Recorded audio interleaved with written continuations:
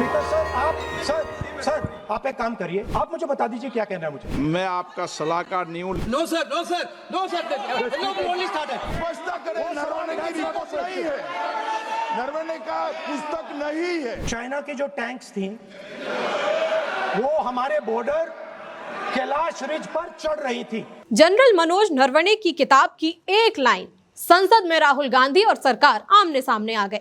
रक्षा मंत्री राजनाथ सिंह, गृह मंत्री अमित शाह और धीरे धीरे सभी सांसद खड़े होकर राहुल को बोलने से रोकने लगे और ऐसा हंगामा हुआ कि शायद ही आज तक हुआ हो।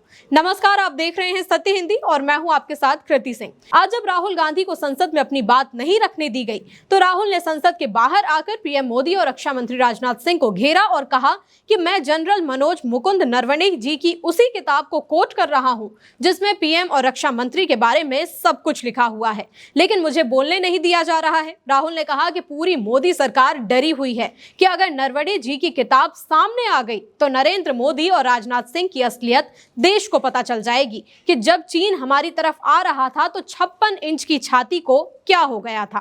राहुल ने यह भी कहा कि किताब की एक लाइन से ही प्रधानमंत्री और रक्षा मंत्री डरे हुए हैं।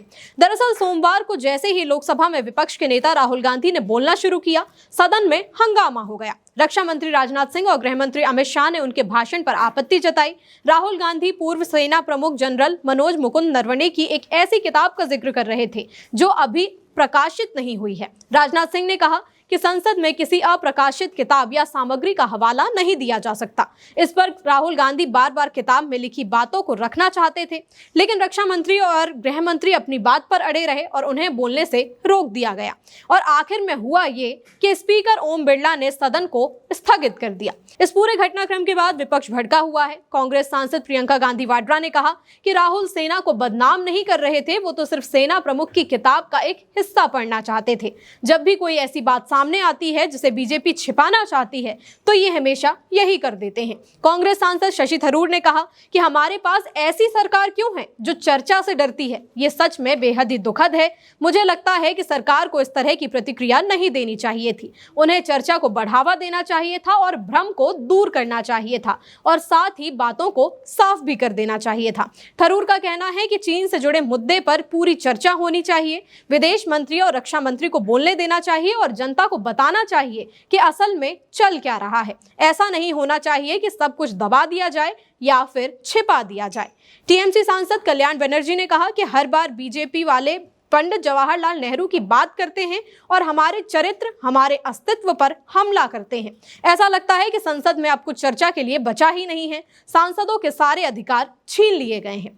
सदन में अखिलेश यादव ने राहुल गांधी के समर्थन में बोलते हुए कहा कि चीन का सवाल बेहद संवेदनशील है। अगर कोई सुझाव ऐसा है जो देश के हित में है तो विपक्ष के नेता को बोलने देना चाहिए। अगर चीन से सावधान नहीं रहे तो हमने पहले भी जमीनें गंवाई हैं।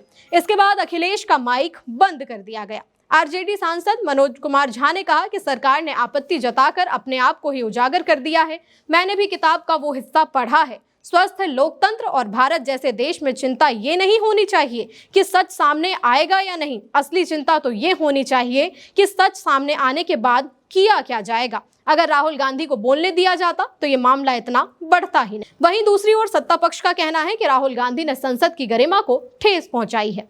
संसदीय कार्य मंत्री किरेन रिजिजू ने कहा कि राहुल ने भाषण की शुरुआत ही नियम तोड़ने से की थी। रक्षा मंत्री और हम सब ने कहा कि सदन नियमों के अनुसार चलेगा और बोलना भी नियमों के तहत ही होगा। कोई भी अध्यक्ष को चुनौती नहीं दे सकता, लेकिन राहुल गांधी को अपनी अक्ल का इस्तेमाल करना चाहिए और अपने सांसदों को नियम मानना सिखाना चाहिए। मेरी उनसे यही अपील है कि चीन सीमा के मुद्दे पर कांग्रेस के पाप के लिए राहुल गांधी को अब माफी मांग लेनी चाहिए। राहुल गांधी के बयान पर केंद्रीय मंत्री गिरिराज सिंह ने कहा कि नेता प्रतिपक्ष होने के बावजूद राहुल गांधी सदन की गरिमा को ठेस पहुंचा रहे थे। स्पीकर के बार बार कहने के बाद भी वे ऐसे बयान देते रहे। मैं इसे अनुशासनहीनता कहूंगा। बहरहाल संसद के भीतर जिस मुद्दे पर बहस होनी थी वो बहस तो हो ही नहीं पाई और संसद के बाहर वही मुद्दा सबसे बड़ा सवाल बन गया। एक तरफ विपक्ष का दावा है कि किताब की एक लाइन से सरकार डर गई है, तो दूसरी तरफ आरोप है कि राहुल गांधी ने सदन की गरिमा को चोट पहुंचा दी है।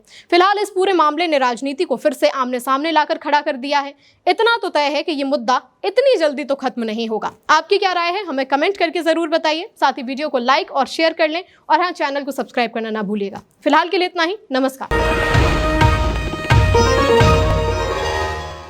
Copyright disclaimer under Section 107 of the Copyright Act 1976. Allowance is made for fair use for purposes such as criticism, comment, news reporting, scholarship, and research.